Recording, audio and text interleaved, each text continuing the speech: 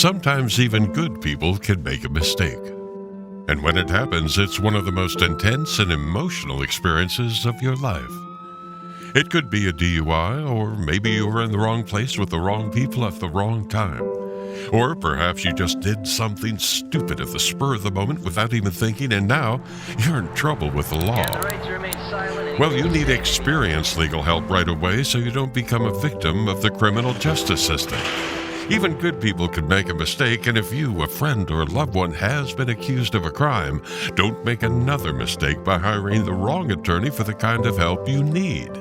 You need to visit toddjohnslaw.com. That's toddjohnslaw.com, and then call Attorney Todd Johns today. Attorney Todd Johns has decades of experience helping good people like you who have made mistakes or bad decisions and will stand by you every step of the way. toddjohnslaw.com.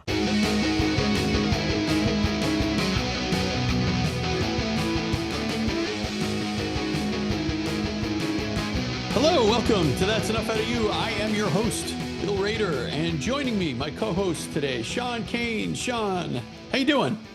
How you doing, Billy? Doing great. We have a great guest today, and really looking forward to this one. Jefferson Morley, thanks for coming on. Huge fan of your work. Thank you, Sean. Thank you.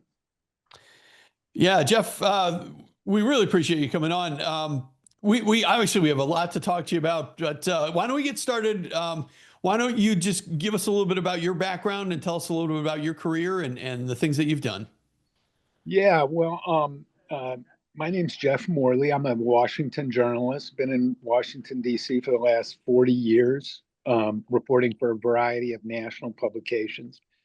And now I'm the editor of JFK Facts on Substack, which is a newsletter dedicated to new developments in the JFK assassination story. So we publish, a few items every week. We focus on, especially on new information, good information. We're a fact-check site. We don't do a lot of theories because we're not interested in theories. We're interested in what actually happened. And that's what the site is dedicated to. And more generally, I wouldn't say, we're also, we are advocates for full disclosure, open government, freedom of information, and freedom of speech. Those aren't our primary concerns. We don't do a whole lot of politics, partisan politics. We try and stick to this one subject, very important subject, the JFK assassination, and related, subjects, abuses of power by intelligence agencies, secrecy. So, that's what we do. My own background, I came to this after working at the New Republic and the Nation and the Washington Post, and also writing 3 books about the CIA. And that's another, if people are interested in my work, I think my CIA books are really the foundation of what I know. And what I offer that is probably different than anybody else. My books are, it's a trilogy of spies. It's 3 books about 3 men who were very senior in the CIA in the first generation, from the late 40s to the mid 70s. Excuse me. So that's a little bit about who I am. Well, that's really amazing stuff, Jeff. We appreciate that.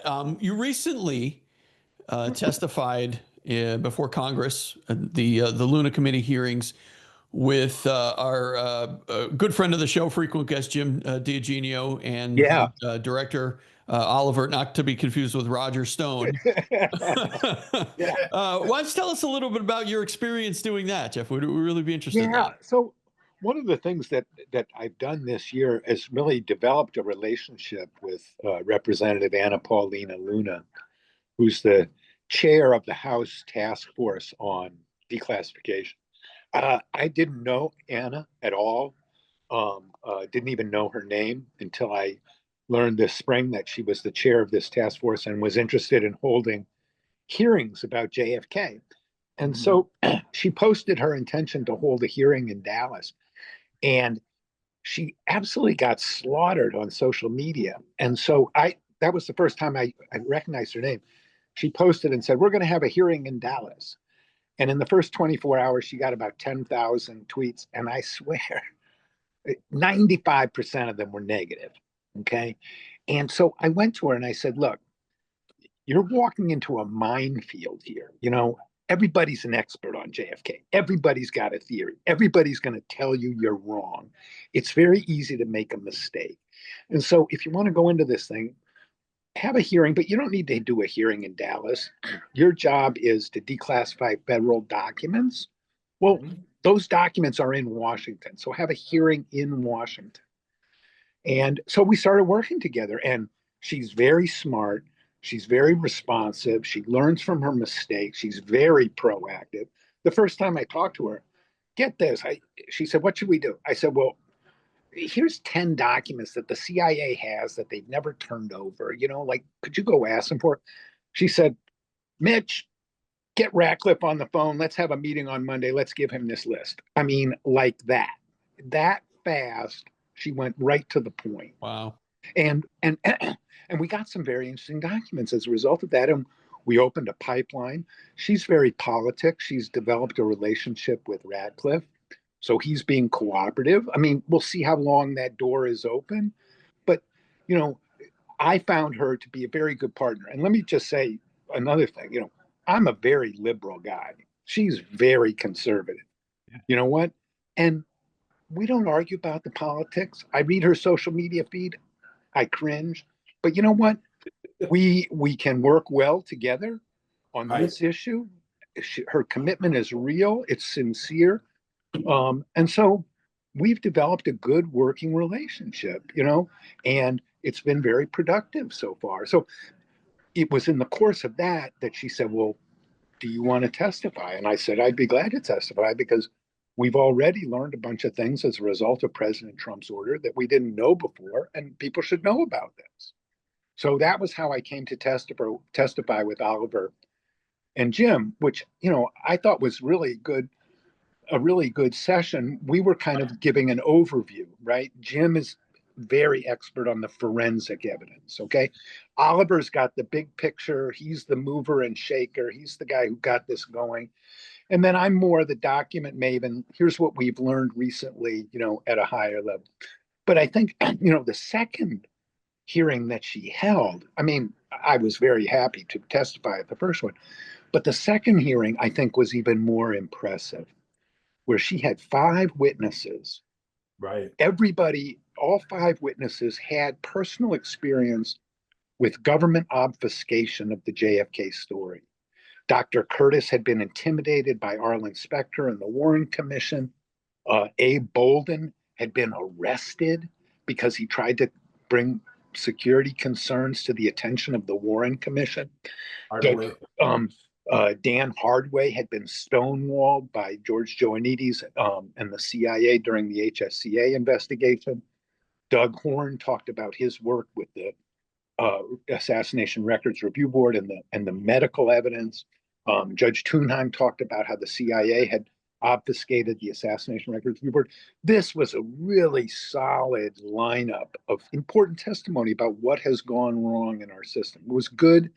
You know, this is what Congress should be doing, holding people accountable, establishing what the record is, you know, so that everybody knows. So, you know, I thought that in both those hearings, Anna Paulina did a super job being kind to the witnesses, thoughtful, eliciting good questions, giving everybody time to talk.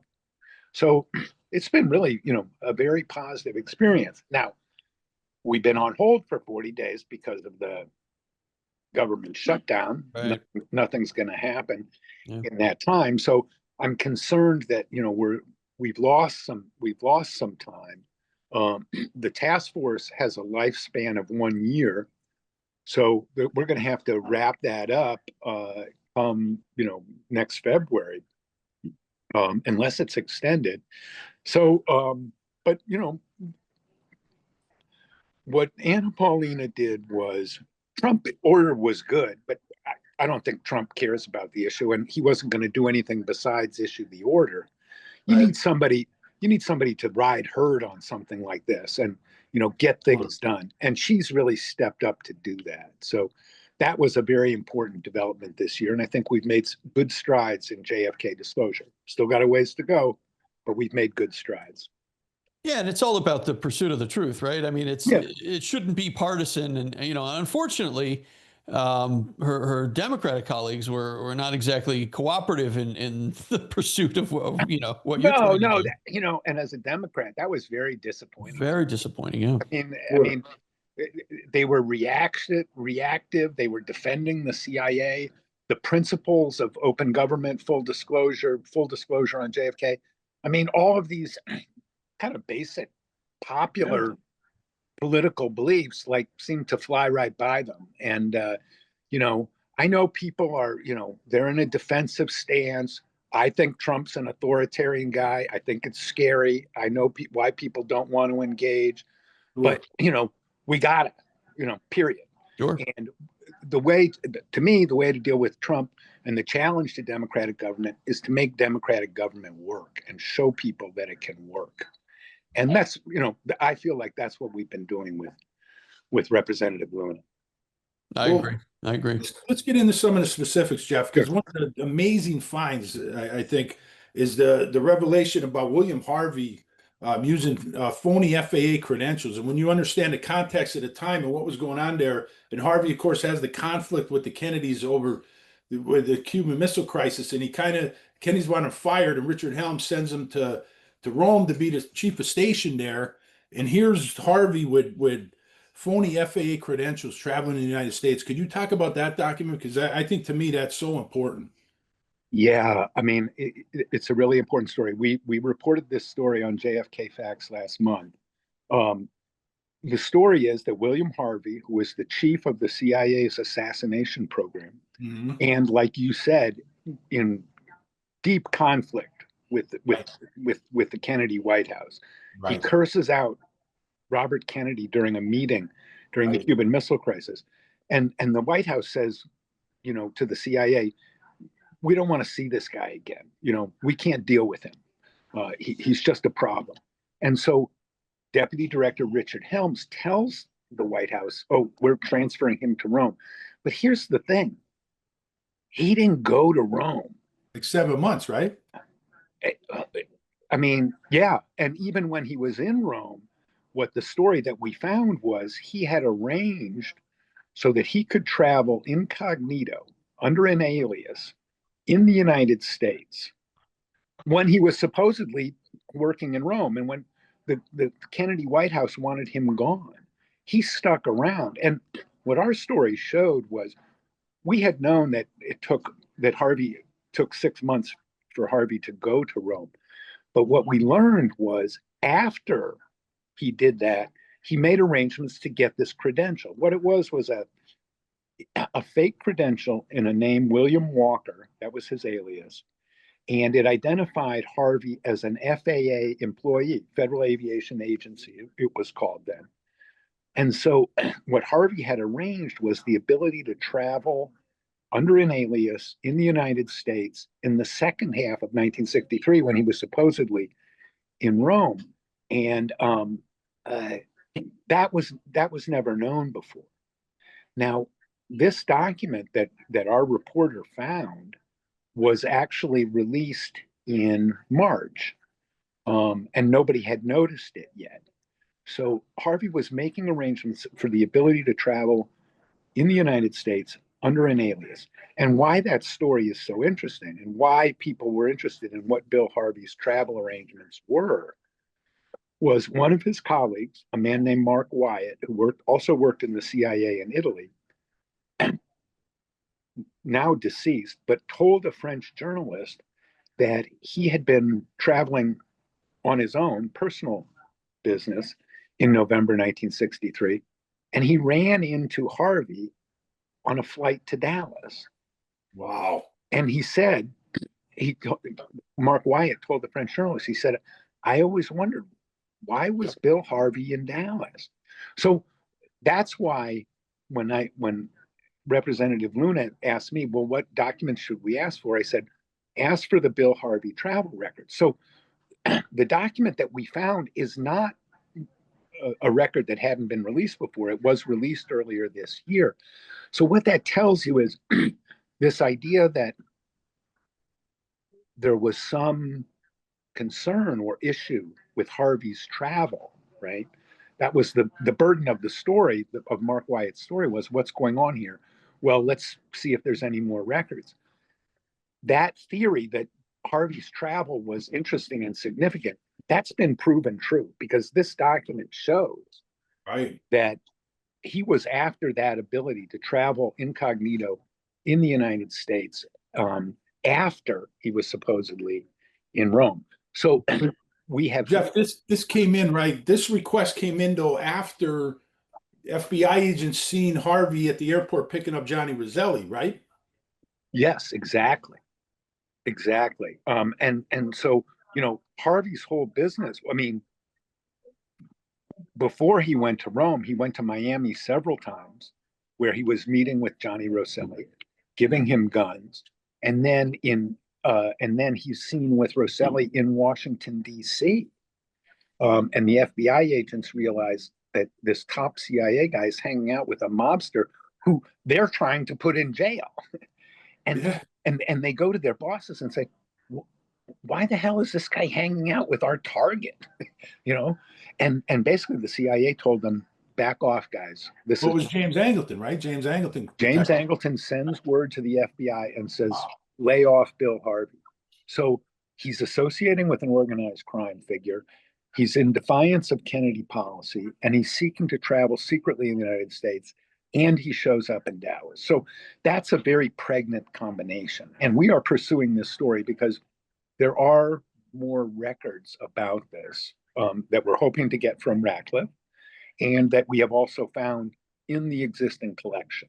So to me, this is one of the most promising leads to have come out of the new records is, what was Bill Harvey up to in the second half of 1963? Sure, because, I mean, let me ask you this. As his position as section chief in Italy now, I mean, usually that when you reach that level, they usually have a cover, usually under the State Department, right? So yeah, what under his duties as section chief would he even need this ID to there's nothing that explains that, right? This was a flash ID, right? It wasn't like a backstop ID with more detail. This was just a yes, yeah. I mean, from what we can tell, and we only have a couple of documents about this, it seems like this is a flash ID as opposed to a backstopped ID. This is something you just show. On a backstopped ID, that's where if somebody checks that credential, right, they'd have the background, and then you get a cover story that doesn't, you know, that explains your false identity. So it wasn't the deepest form of cover. Oh, but it gets him on a plane. Would that also leave him off the manifest? Like if he just flashes that, you know, FAA, I got to get on this plane, and yes.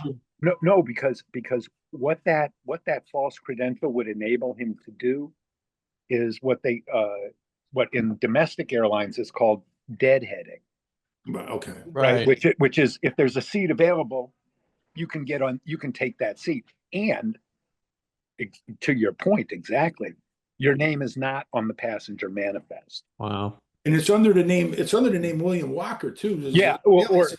I'm thinking, Jeff, what a great place to hide information on Harvey's activities would be under William Walker. Do we know about any files that are out there under that name? We have put it to Ratcliffe that they need to search for William Walker travel records as well as William Harvey travel records.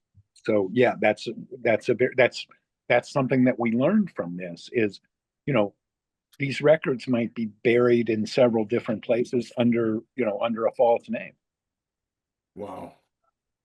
So we will be reporting more on this on JFK Facts, because this is a live story where there is new information coming. What do we know about so this was a request from a person, I believe it was Nicholas Zuban from the CIA, to this person Niles at the FAA, but Niles is a phony credential, right? Is Yeah, that wrong?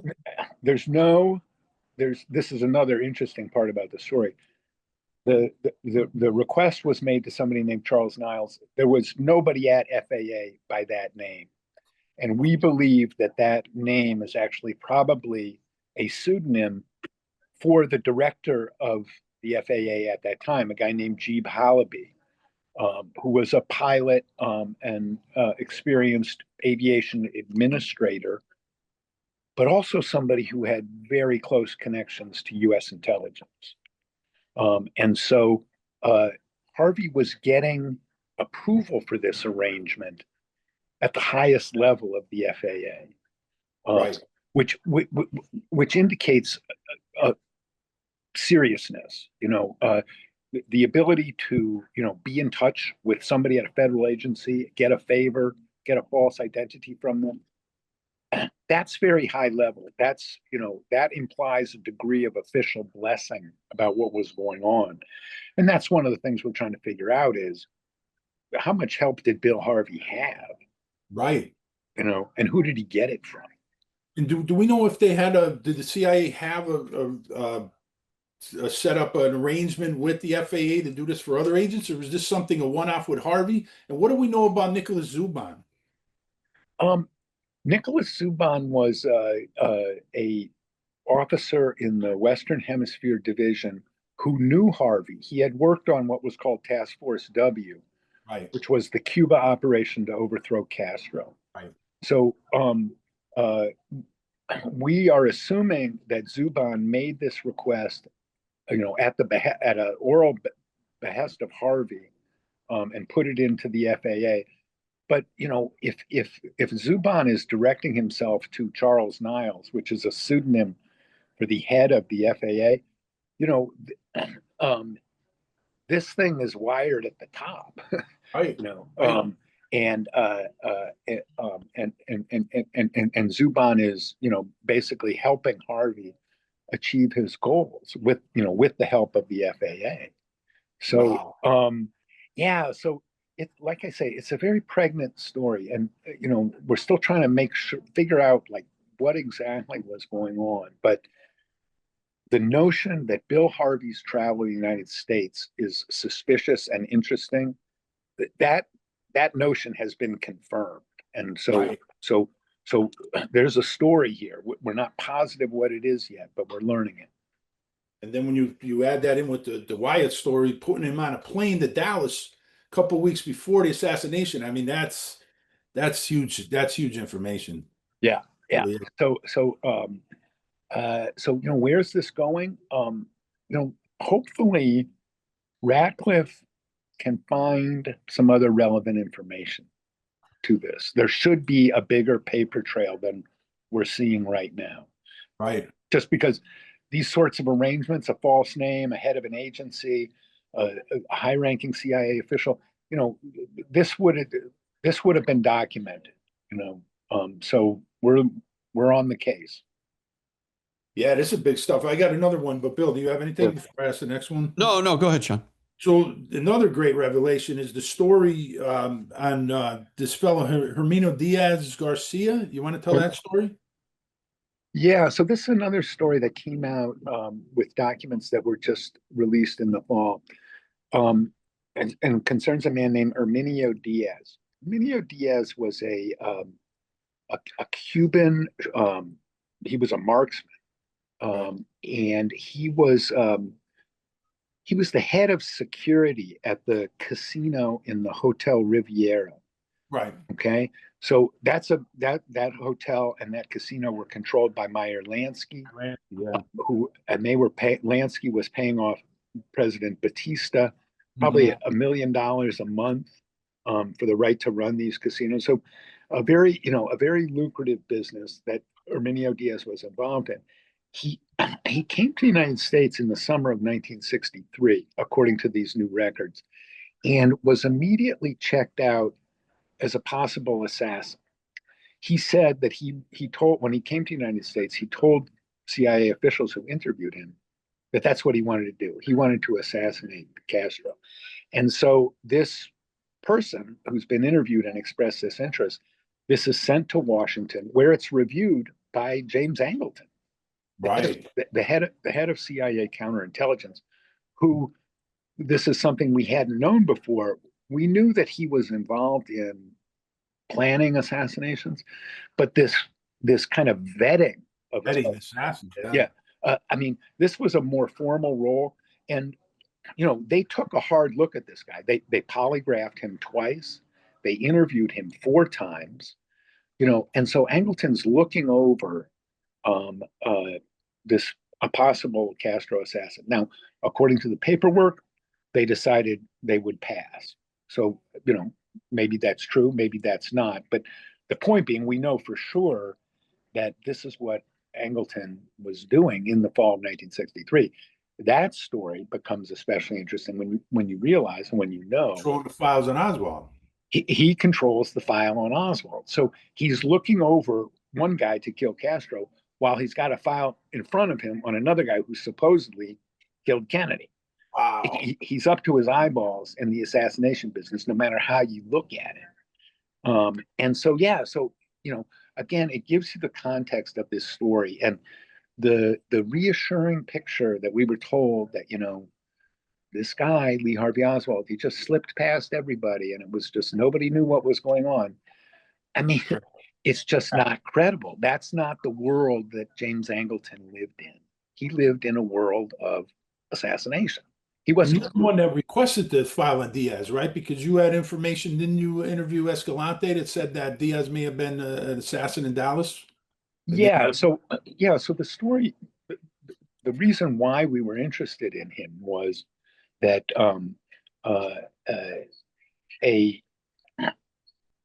Diaz's friends, not his enemies, his friends said they had come to believe that he was involved in Kennedy's assassination. And Diaz was killed on a raid when he was going to Cuba in 1966 to try and assassinate Castro. And he was intercepted. There was a big shootout and he was killed. One of the guys who was the captain of that mission was not killed. He was blinded by a grenade, but he was not killed. So the Cubans captured him. They took him to the prison and they interviewed him. And this man, Tony Cuesta, who was an anti-Castro fighter, said, they said, who was this friend, your colleague here, Diaz, who was killed? And he said that he believed that Herminio Diaz had been in Dallas and was involved in Kennedy's assassination. Another guy, so that was one story, but another guy who knew Herminio Diaz and was not involved in anti-Castro politics or pro-Castro politics. He was in jail for a financial crime, but he had been friends with Diaz since he was a kid. So he knew him really well. And he too said that he believed that his friend had been involved in the assassination. So that's why we were interested in Herminio Diaz. And what Representative Luna did that was really helpful was she asked for his 201 file. A 201 file is your basic personality file that the CIA keeps on anybody of interest. Right. So Herminio Diaz had he had a 50, 75 page 201 file. So Luna asked for that. And in that file, we found this story of how he was vetted by Angelton. So there's a concrete example of how Luna's leadership led to, a significant revelation, in the historical record that we wouldn't have gotten otherwise. Is it a smoking gun proof of conspiracy? No.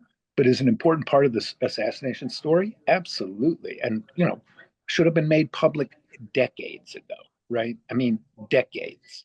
Well, So what it proves is that the guy who's vetting assassins for the CIA's assassination program is the same guy who is controlling the alleged assassin of the president's files, and the same guy who protected the former head of the assassination program, who's seen with Johnny Roselli, who's traveling in the United States with phony FAA credentials. I mean, that you put that together, and it's pretty close to, Well, yeah, I mean, and it shows you what was really going on then, right? This fairy tale, this they didn't know anything about Oswald. Yeah, this version for little kids is what I call it. It's like everything's okay, Sonny. Don't worry. The grown-ups are in charge. That's the story that we got. And it's nonsense, right? It's fictional. Yeah. And now we're getting to the real facts behind the fictional story. Well, as you said, Jeff, when you were testifying, and I'm so glad you said this finally, somebody said it to Congress, but we're not going to find the smoking gun. We're not going to find a document that says, I'm responsible for killing President Kennedy, signed, whoever. Yeah. That just doesn't exist. It's all of these little pieces of the puzzle that exist that we need to look at and put together and make sense of. And that's how we're going to figure out. Exactly. I think for the most part, we know, but I think it's just a question of putting those, filling in the cracks and putting the major, pieces together, right? Yeah, yeah. And I mean, people say, oh, there's no smoking gun, there's nothing there.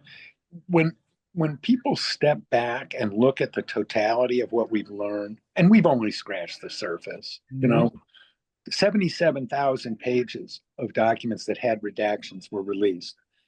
I've looked at more of those pages than almost anybody, and I've still barely scratched them.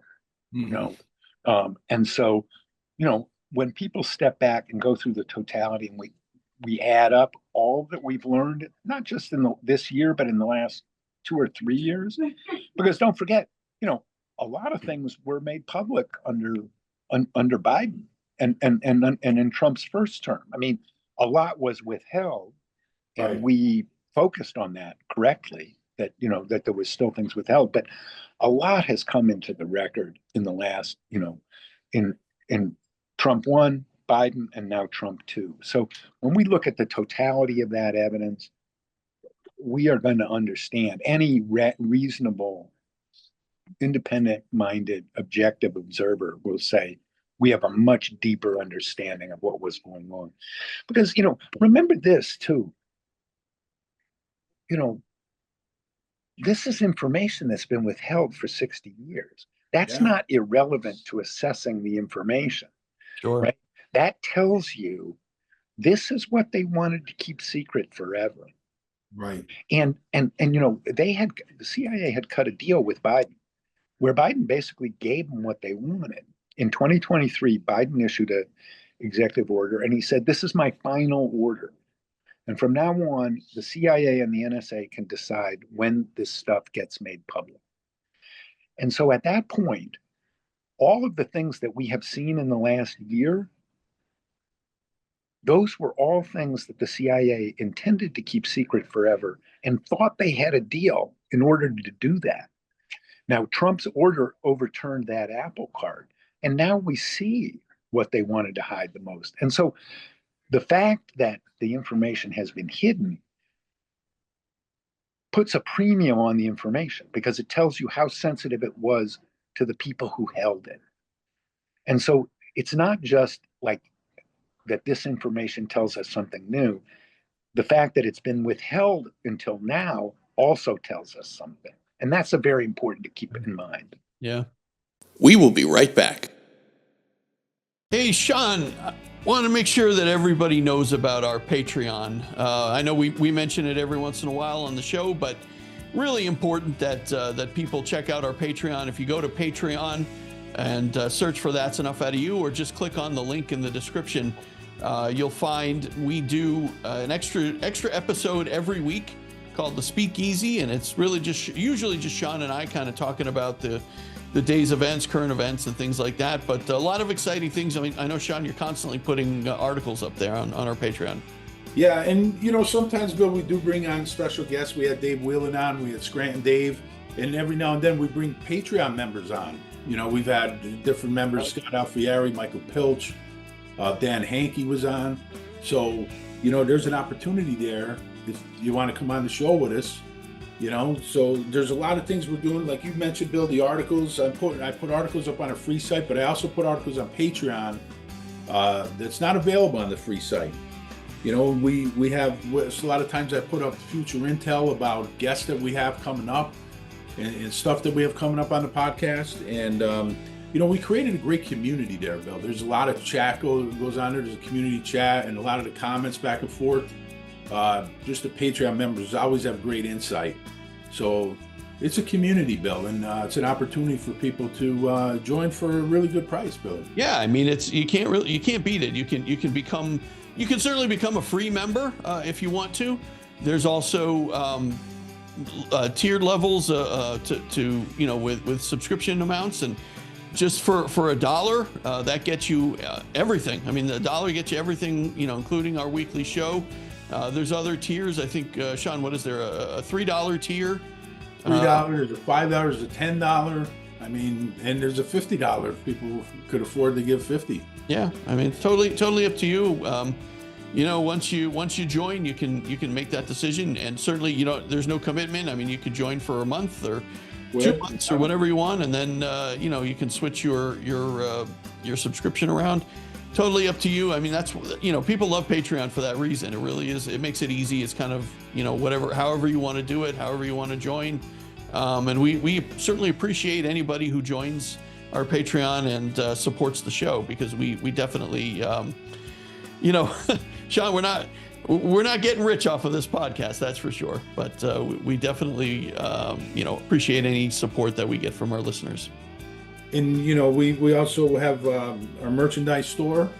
If people want to check out, we have the shirt that I have on now. We have mugs up there. We have cups, hats, anything you can do to help the podcast grow. We also have a bookshop up there, Bill, where all the authors that we have on our podcast, we have their books up.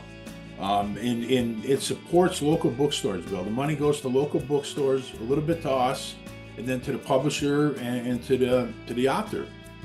So it's a real good opportunity instead of buying Amazon and making supporting billionaires.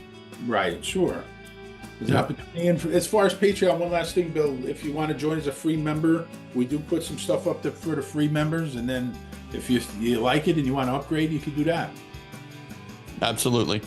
So definitely check out our Patreon. Like I said, there's a link in the description to our Patreon, or you can just go to Patreon and search for That's Enough Out of You, look for our logo, and just fill in the information and you can join. All right. That's it, Sean. We appreciate all of our Patreon members, and we hope that you guys will consider checking it out if you haven't joined. Thank you. Ready. Hey, Sean, before we move on, I just want to mention our sponsor, one of our sponsors, DK's Corner, located in Jessup, Pennsylvania, right on Cherry Street, 201 Cherry Street in Jessup, Pennsylvania. Sean, I had a cheesesteak, and I know the ads always mention the cheesesteaks, and we've had a few listeners comment on that. I actually just had one yesterday, and I thought you were on a diet. I am. Well, the thing is, at work now, we've been ordering from DK's, and I keep smelling, everybody's ordering these cheesesteaks, and I keep smelling them. So yesterday fantastic. I broke down, and I had to have one. It's all right. It's just, I'll tell you what, Sean, just delish. I love DK's Corner cheesesteaks. Dave makes everything himself there. Everything is so fresh. All the food he makes is just incredibly delicious. It's such a really a great menu too. I mean, it is, Bill. He gets really creative with a lot of the specials he has. Yeah. He has really good stuff, and his pizza's fantastic, but he always has incredible specials, Bill. And there's always different things there that, you always have to make sure you check, look on Facebook, DK's Corner on Facebook, because he's always got different specials, different things. He's constantly changing the menu. Constantly. And that's what, keeps it fresh, keeps everything good. Just want to make sure that everybody knows the hours have changed. So I know the ad that we've been running gives different hours, but his hours are now Wednesday through Friday, 9 a.m. to 9 p.m. And then he's open on Saturday from 8 a.m. to 3 p.m. So he has breakfast. He has these breakfast bowls in the morning. They're delicious. Everything, like I said, everything he makes is great. He's got kind of a unique cooler in there with different sodas and stuff like that, different drinks. So make sure you call or stop by in Jessup. Again, it's 201 Cherry Street in Jessup, Pennsylvania. If you're local here in Northeast Pennsylvania, make sure that you stop by and check out DK's Corner. Again, just delicious food, Sean. I know you order from there a lot too. I order constantly from there, Bill, and so many times that I sent people there. My brother went there, loved it. I had other people. Nathan loves it there. It's just a great place. Sometimes I take it out. Sometimes I even sit there. It's really comfortable. But we get so many people, Bill, listeners and stuff that said, "Oh, I went to DK's and it was great." I can't tell you how many people. We just had a question episode where people were talking about it. It just unbelievable place. So definitely check that out. All right, definitely check out DK's Corner. Go to Facebook, look up DK's Corner. Again, he's located at 201 Cherry Street in Jessup, Pennsylvania. Open Wednesday through Friday, 9 a.m. to 9 p.m. and Saturday, 8 a.m. to 3 p.m. DK's Corner. I think another big piece of the puzzle that you helped uncover, you and John Newman, who we had on the show before, when you went to interview Jane Roman. Yeah. I think that's fascinating. You want to tell that story because that fits perfectly into everything. Yeah, no. So thanks for asking that, Sean, because this is kind of where this story begins and why people should know, we're not new to this. We're not making stuff up. This isn't clickbait. This isn't a conspiracy theory. This is a problem we've been working on carefully for a long time. Right. So who was Jane Roman? Jane Roman was a senior CIA officer. She was basically Jim Angelton's right-hand man. Okay. She was what was called the liaison officer. So all of the communications from the CIA counterintelligence staff, that if Angelton wanted to send something to the FBI, to the White House, any outside agency, Jane Roman communicated that message for him. She worked at his side for a decade. So very trusted, very senior, very knowledgeable. When the JFK records first started being declassified in the 1990s, John Newman and I we used to go to the archives every night, or a couple nights a week, or on the weekends, and go through these boxes of material that had never been seen before. And so I had never, before that, I never thought I could do anything with the JFK story. I thought it was too old. I thought everybody had been interviewed. There was nothing new. As a reporter, I had nothing new to report. When these documents started coming out in the 1990s, that changed because these were records nobody had ever seen before. So I went through the records and John went through the records. And one of the things I was looking for was the names of CIA personnel, because I was looking for people to interview. Right. And Jane Roman's name was in there. So, I thought, well, is that a pseudonym? Is that an alias? Who is she? And I looked around and I learned that she was a CIA officer. I actually, at that time, I did not even understand how important she was. All I knew was she was somebody who was living from the CIA, whose name appeared on documents mentioning Oswald before the assassination. Right. And so I thought that's inherently interesting, right? This is somebody who knew about Lee Harvey Oswald before the assassination. And so John Newman and I went to interview her, and we showed her the documents that had just been released that had her name on them.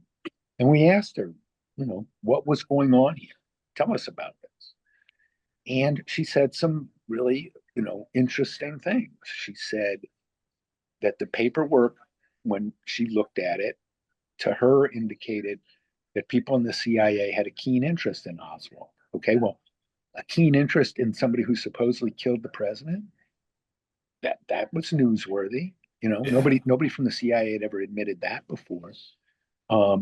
She said that she felt that the information was held on a need-to-know basis. That's a term of art in the intelligence world. Need to know, means you don't need to know about an operation, right? Because operations are very tightly held. So that would suggest that there was some kind of operational interest in Oswald. She said that one of the cables she had signed, she admitted contained inaccurate information. Right. And she said she might have signed off on something that wasn't true. I thought that was a very interesting comment. And I thought that was very honest, because I think what she was saying was not, I wrote something down a long time ago and I lied about it. But when she looked at it, she realized in retrospect that what she was saying wasn't true. So it was kind of candid. The whole thing was very candid.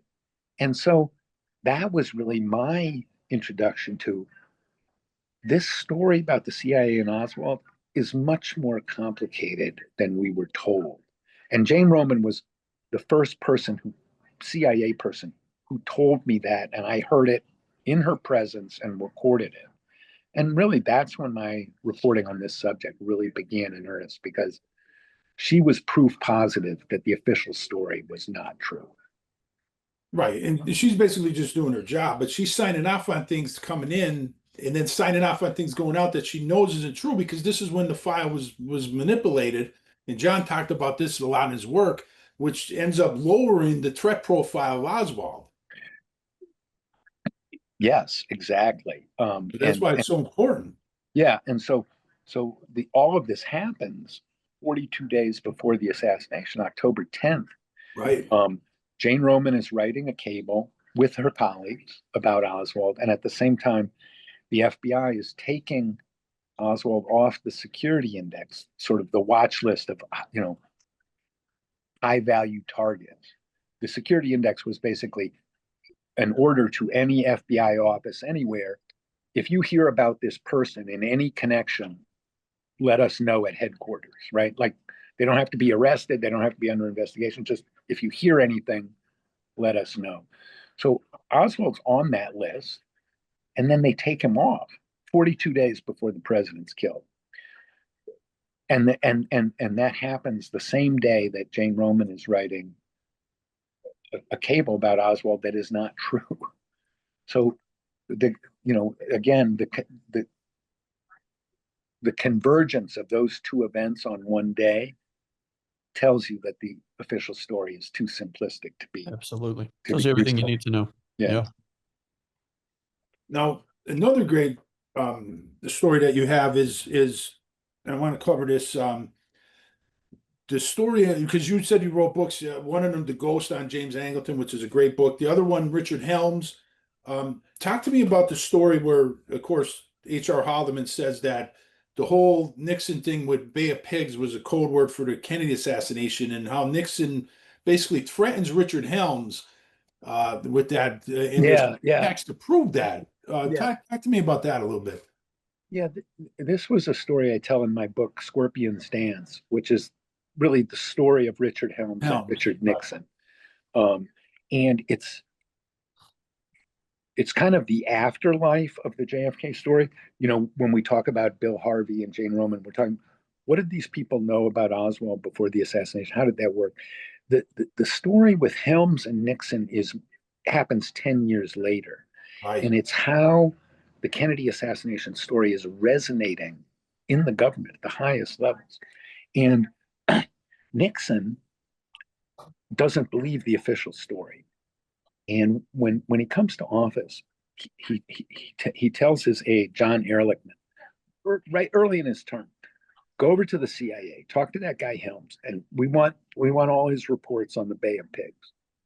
So Ehrlichman would go over to Langley, and Helms would have him in, and Helms is a very affable, gentleman, cooperative, and he would go away empty-handed. And he'd go back to Nixon and say, oh, you didn't have anything. And so Nixon did this repeatedly. And Ehrlichman tells the story that, every 6 months he had to go to Langley, ask for these records. And Ehrlichman was kind of puzzled. And he told Bob Haldeman. So Ehrlichman is Nixon's chief domestic advisor on domestic policy. And Haldeman's the chief of staff, who spends more time with Nixon than anybody. And Ehrlichman would come back and say, why is the boss so interested in the Bay of Pigs? So this is 1970. Like, the Cuba issue has totally faded from American politics, right? Everything in American politics is Vietnam at that point, right? Cuba is an afterthought. No, and Ehrlichman is very puzzled. So in 1971, Nixon finally loses patience. And instead of sending Ehrlichman, he sends Ehrlichman, and Ehrlichman comes back empty-handed for like the fourth time. So in October 1971, Nixon loses patience, and he orders Helms to come to the Oval Office. And so Helms comes, and Nixon says, we want these Bay of Pigs reports. And Helms is like, well, why do you want the Bay of Pigs report? And we have the White House tape. And when they're going back and forth, Nixon's kind of being vague and bullying, and Helms is trying to be accommodating, but he's also very wary. He doesn't know what Nixon's up to. These are two very different men. Helms is this urbane East Coast, not liberal, but very cosmopolitan, elegant, polished man. Nixon's totally the opposite, self-made man, awkward, clumsy, tries too hard. And so they're kind of jousting with each other, but Nixon's not letting up. And Helms says, why do you need this? And Nixon blurts out, and you can hear it on the White House tape, which I found. He says, the "Who Shot John" angle. And so that was in that comment, Nixon betrayed what was his interest in the Bay of Pigs. It was the "Who Shot John" angle. It was Nixon thought that Kennedy's assassination was somehow related to the Bay of Pigs, was retaliation for the Bay of Pigs. And Bob Haldeman, who had all these conversations with Ehrlichman and who spent lots of times with Nixon, in his memoir, he said, yeah, whenever Nixon said that the whole Bay of Pigs thing, that was a coded reference to JFK's assassination. So that tape that I found, the "Who Shot John" angle, confirms what Haldeman said, which was this was a kind of coded reference, because in the tape, he decodes the reference and says, it wasn't really about the Bay of Pigs. It was about the "Who Shot John" angle, like who killed Kennedy. And so Nixon is like putting the squeeze on the CIA, like, you got to tell me about this. And of course, Helms is like, doesn't want to have anything about it. Well, that was October 1971. So 8 months later, the Watergate burglars are arrested. Right. Okay. And so there's 7 men, 6 with CIA connections, carrying $100 bills, wearing suits, gloves, cameras. And everybody's like, what the hell is going on here? And Nixon goes to Helms and says, look, you got to lean on the FBI and tell them to cut off this investigation. Okay. And Helms is like in this little tiny room with Haldeman and Ehrlichman and he has one aide. And Haldeman says, as Nixon has instructed him to do, and we have the tape of Nixon instructing Haldeman to do, tell him that if he can't help, it's going to blow the whole Bay of Pigs thing. And so Haldeman says this to Helms in this meeting a week after the Watergate break-in. And Helms, the calmest, politest man in the world, explodes in rage and starts shouting at him, this has a damn thing to do with the Bay of Pigs. Well, if you know the background of that conversation, you understand why Helms was so angry. Yeah. Because it's blackmail, plain and simple. Right. He's saying, if you don't help us with this, we're gonna rat you out on JFK. Yeah. And so of course, Helms is he's not just angry, he's endangered. Okay. Yeah. Which is why he lost his cool, which is something he very rarely did. And that shows you 10 years later, 8 years after the assassination, that's how sensitive the Kennedy's assassination was to the head of the CIA and to the president of the United States. Wow.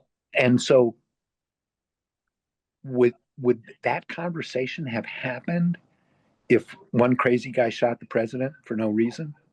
No. Impossible, right? Mm-hmm. There's another explanation out there for these high-powered men, extremely competent, Machiavellian, masters of power, both of them, mm-hmm. right? Kennedy assassination is central to their thinking. Wow. So yeah, that's a story that I tell in Scorpion's Dance, and that's one of the themes of the book, is how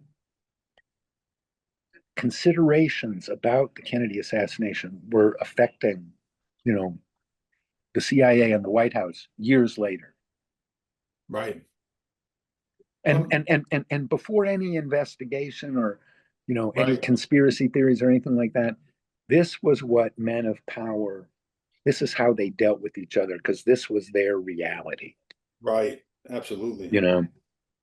So, yeah. So, I published Scorpion's Dance in 2022. I mean, again, it's another like small little thing, that the Who Shot John angle, but it's another piece of the puzzle that tells you what was really going on. Sure. And Helms is so important because, again, this is the guy who sends William Harvey to Rome to be the section chief. Yeah, and I mean, I think another thing that we're learning about Harvey's travel is, Helms must have indulged this, right? I mean, Sure. Harvey couldn't have done this on his own, or if Helms said don't do it, he could have shut it down, Sure. and that didn't happen. Absolutely. Let's talk about the George Joannides file. So when I look at Joannides, I don't know, is this how you see him? I don't see like a lot of evidence that he would be involved in the planning of this. I see him more like accessory after the fact type. Yes. He definitely paralyzes Blakey's investigation in the HSCA, but he's a central figure in all this because obviously the CIA lied to Blakey and the HSCA on this. But let's talk about what's in the Joannides file. Yeah. So George Joannides was a mid-level CIA career officer. He's a step down from people like Harvey and Helms and Angelton. He's a guy he's in the field. He's carrying out the orders for people above him. Mm-hmm. He was the chief of the covert action branch of the Miami station in 1963. So the Miami station is the biggest station in the world. A couple hundred officers working with different Cubans. Sure. So, but as a branch chief, there were only 5 or 6 branches to that station. So George Joannides, in fact, was one of the top officials in Miami in 1963. And it was his agents in the Cuban Student Directorate who publicized Oswald's pro-Castro activities in the summer of 1963. So imagine this. So these Cuban agents, the Cuban Student Directorate was a very active anti-Castro organization, big, couple thousand members. One of the most effective groups the CIA had because these were young, idealistic people. They weren't the old political, hacks of Havana. They weren't associated with the dictatorship. So the CIA, sponsored them and wanted to help them. And that was what George Joannides did. Well, he paid them to the Cuban students for a couple of things: political action, intelligence collection, and propaganda. That's in his job description. So when his group runs into this unknown character named Oswald, they engage in political action. They confront him on the street. They get into a fight with him. They engage in propaganda. They denounce him in the press and on TV. And they engage in intelligence collection. They take this information and they file it, and they keep it for future reference. And on November 22nd, it becomes incredibly relevant because Oswald has been arrested for killing the president. So the CIA front group that has generated propaganda about Oswald 3 months before the assassination now generates propaganda about Oswald after he's been arrested for killing the president. And that whole story that was promoted by this CIA front group, that was unknown to any investigation of Kennedy's death. And it was because the identity of this officer, George Joannides, had been hidden from all the investigations. So another thing that we've learned in the last couple of years, which shows what was really going on, which was there were CIA propaganda operations focusing on Oswald while President Kennedy was alive, and George Joannides ran them. I think you're right. There's no evidence he conspired to kill the president, but he definitely concealed what he knew about Oswald after the assassination in a way that obstructed the investigation. Absolutely. Absolutely. So like the story of Bill Harvey, like the story of James Angelton, like the story of Nixon, this shows that, the story of the lone gunman, so-called lone gunman, it doesn't describe what was going on. It's not relevant. It's completely inadequate to understanding what happened. Now, what do we know about the remaining files? Do we know anything on David Atlee Phillips that's out there? What do we know about the remaining? Um, so, we're kind of on hold now, in terms of the government shutdown. Right. I think that in terms of records that had been identified and given to the National Archives, government records that government agencies or the Assassination Records Review Board had determined were assassination related. Right. Right. That's a known universe of records. And I think we're getting close to full disclosure in that group. But there are also records that we've come to know about that we didn't know were assassination related and have never been given to the National Archives or never been designated as JFK records. And so the outstanding records are in that category of assassination related records that have not been given to the National Archives. So we have asked through Representative Luna for a variety of records about the Fair Play for Cuba Committee, which was targeted by the CIA, Bill Harvey's travel records.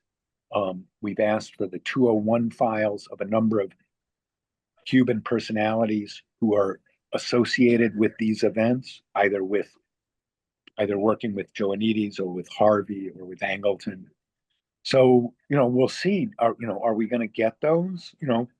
I think the political circumstances kind of aligned this year. And, but will Ratcliffe continue to cooperate? We don't know, So we've made good progress, but it's very contingent, and subject to outside events. So, but I'm hopeful. I'm hopeful that what we really need is something that's a permanent process. We need legislation. We need a variation of what we had in the 1990s, an Assassination Records Review Board, right. Independent body that goes out, identifies a JFK record, and has the power to go to an agency and say, we want that record, give it to us, we're going to make it public. You can't rely on somebody inside the agency to do full disclosure of that agency. It doesn't work. They're too self-interested. Mm-hmm. That was going to be my next question to you, Jeff, is if we, if the government ever does get its act together and resolves this, and then, we do get more records and you have a chance to review everything and kind of put together your thoughts and your notes. Do you anticipate at some point being able to go back before Congress and testify as to what you found and what it means and, what your recommendations would be? Do you see that in the cards at some point? Luna held 2 hearings. I think politically she's got too much on her plate to ask for a third. But I think she's asked me to contribute to what will be the final report of the task force. So I think that's the next place where I will try to sum up with her help, what did we get? What did we learn? What remains to be done? So I think that will be the next statement. I think the final report of the House Task Force on Declassification, where, when this process that has been going, whatever we get, however much or little we get, we can sum that up and try and describe what have we have learned and what do we still need to know. We're not going to solve the assassination, but we can dramatically clarify the events of 1963. And I think we've made good progress to that end. And when we have all the stuff in one place, then I think we'd be able to sum up, and I think people will see just how much we understand that we didn't know before. Right. And I think, Sean and I have talked about this many times, Jeff, if there are still people left out there who believe that Oswald was the lone gunman, at this point, you're not going to be able to change their mind no matter what you do. So I think it's just a question of getting it out there, getting it on the record, and making sure that it's available for people who are interested and for future generations. Yeah, look, I'm under no illusions. I'm going to be gone in 20 years, and so what matters is, what's a 20-year-old today, somebody in college, interested in history, interested in politics, interested in government? What are they going to make of this story? And I think if we can hand that generation a complete record, then, the next generation, they will understand this event much, much better than we have. Absolutely. And, in the long run, I'm hopeful. This is not an impenetrable mystery. It's one that's been surrounded by a lot of malfeasance, a lot of deception, a lot of official secrecy. But amazingly enough, our system, for all of its faults, has forced this story into the open in a way that the CIA never wanted to happen. And so I think, we should feel good about that. Oliver Stone, Trump, Luna, a very diverse cast of characters has made this happen. Yeah. And we should feel good that we have made progress. And you played a key role in this whole thing. And we thank you for the work that you've done. And I know we kept you an hour here, Jeff, but I want to know, I got to ask you, what did it feel like to actually sue the CIA? Like when you see your name in there and it says Jefferson Morley versus the CIA, did you ever think of the totality of that? Yeah. And sometimes I think, Jeff, you're nuts. But other times I think, hey, I did it, and we got something out of it, and proved a point that this is not, our rule of law has some power. We were able to get something out of them through the courts, and that work that happened in my lawsuit, that paid off when Representative Luna stepped up and started asking for things, and we learned more. So I feel good that, I played a part in the process of full disclosure. Absolutely. Yeah. Absolutely. Well, Jeff, we thank you so much. This has been amazing. We're so lucky to get you, and very, very, very happy to have you on. And hopefully, thanks for having me. Yeah, hopefully you come back with us, because I'm sure there'll be more to talk about. So hopefully, we'll get you back on with us. Yes, I'd love to do it. Great. Thank you, Jeff. Appreciate it. Thank you so much. Take care, guys. All right, you too. Bye. That's Enough Out of You podcast is executive produced and written by Bill Rader and Sean Kane, and edited by Bill Rader. The That's Enough Out of You podcast and logo are exclusive property of Bags of Chicken, LLC. Any rebroadcast, retransmission, or accounts of this podcast without the express written consent of Bags of Chicken, LLC is prohibited. So don't even try it.